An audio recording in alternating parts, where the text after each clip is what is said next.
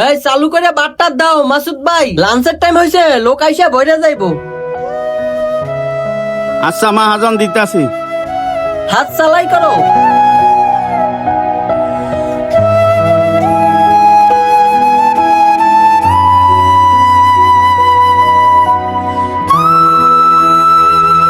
এখন সবাই কাজে ব্যস্ত, আমি এই সুযোগে যাইয়া প্লেটে কয়টা ভাত লইয়া খাওয়া শুরু করি।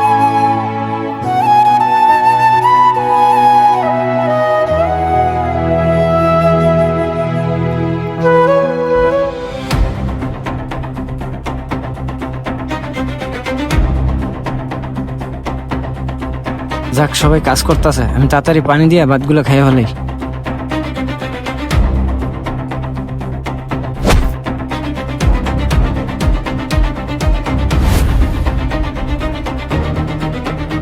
কিরে, তোর কত বড় সাহস! এখানে কতগুলো লোক থাকতে তুই এখানে এসে বাস চুরি করে খাইতেছস? মানি ভাই, হয়েছে কি, আমার অনেক ক্ষুধা লাগছিল, তাই আপনাকে না বললেই আমি কয়টা ভাত লইয়া পানি দিয়ে লবণ দিয়ে খাওয়া শুরু করে দিছি। তাই বলে তুই বাস চুরি করে খাবি?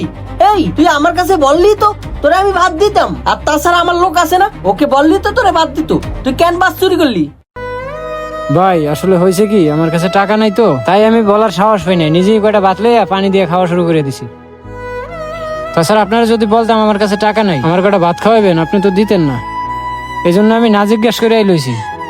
ভাই আমি না ক্ষুধার জ্বালা আর সহ্য করতে পারতেছি না। আজকে 3 দিন ধরে ঘুরতে আছি মানুষের এই দোকানে সেই দোকানে, কটা ভাত খাওয়া লেগে কেউ আমার ভাত দিল না ভাই। এই জন্য আজকে আপনার দোকানে সুযোগ পেয়ে কটা ভাত লইয়া খাওয়া শুরু করে দিছি। ওই মিয়া, আপনি কি আমার সাথে মস্করা করতেছেন না ফাজলামি করতেছেন? আপনি যে না খাই রইছেন 3 দিন, এটা কেউ বিশ্বাস করবো? আপনার দেখতে তো ভদ্রলোকই দেখা যায়, আপনি কেন না খাই রইছেন? আপনার কাছে টাকা নাই, এটা কেউ বিশ্বাস করবে না। দেখেন, আপনি চুরি করতে গেছেন, শুধু শুধু মিথ্যে কথা কয়ে কোনো লাভ নাই। ভাই আপনি আমার উপর থেকেই দেখলেন, ভিতর থেকে তো দেখলেন না আমি যে কতটা কষ্টে আছি।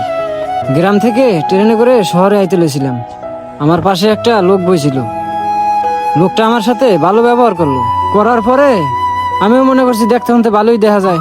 তারপরে আমারে খাবার দিল, খাইলাম, আমি খাবার পরে ঘুমাই গেলাম। তারপরে আমার কি দিয়ে যে কি হইলো, ঘুমের থেকে উঠে দেয় আমার ব্যাগও নাই, মানি ব্যাগও নাই, সবকিছু নিয়ে আমার ভাগছে। ভাই আমি যে বাড়িতে একটা ফোন দিয়ে টাকা আনবো, নাম্বারও আমার মুখস্থ নাই, নাম্বারটা আমার মোবাইলে সেভ করা ছিল, এই জন্য আমি বাড়িতেও ফোন দিয়ে টাকা আনতে পারতাছি না। জানেন ভাই, এই 3 দিন আমি রেল স্টেশনেই রয়েছি, অনেকজনের দ্বারে খাবার চাইছি, কিন্তু কেউ আমার একটু খাবার দিল না ভাই। এই জন্য ভাই আজকে আমি আপনার দোকানে ইচ্ছা করেই ঢুকছি, যাতে 2টা খাবার খাইতে পারি। আর ভাবলাম খাবার লইয়া লাইলে খাবার মুখে দেওয়ার পরে আপনি হয়তো কিছু বলবেন না। ভাই সত্যি আমার ভুল হয়েছে, আপনার কাছে না জিজ্ঞেস করে ভাতটা আমি লইয়া লাইছি।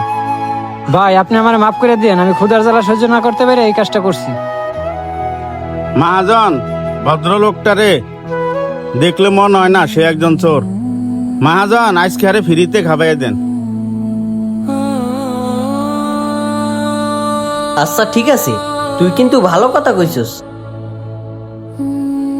ভাই আজকে আপনি আমার এখানে ফ্রিতে খান।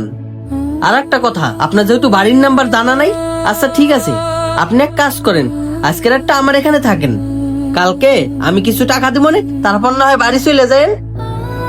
সত্যি ভাই আপনি আমার ফ্রিতে খাওয়াবেন, আবার টাকাও দিয়ে দিবেন বাড়িতে যাওয়ার জন্য?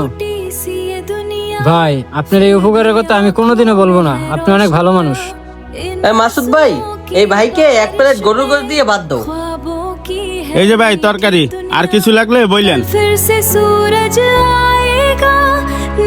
বন্ধুরা, আজকে আমরা এই ভিডিওটি দেখে কি শিখলাম?